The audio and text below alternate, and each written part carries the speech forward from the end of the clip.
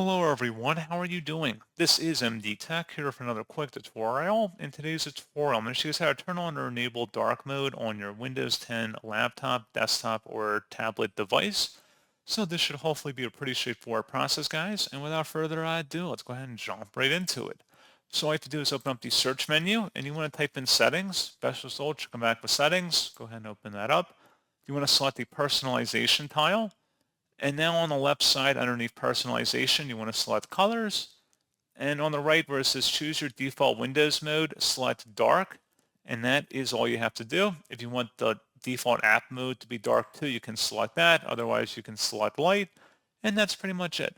So as always, thank you guys for watching this brief tutorial. I do hope that I was able to help you out, and I do look forward to catching you all in the next tutorial. Goodbye.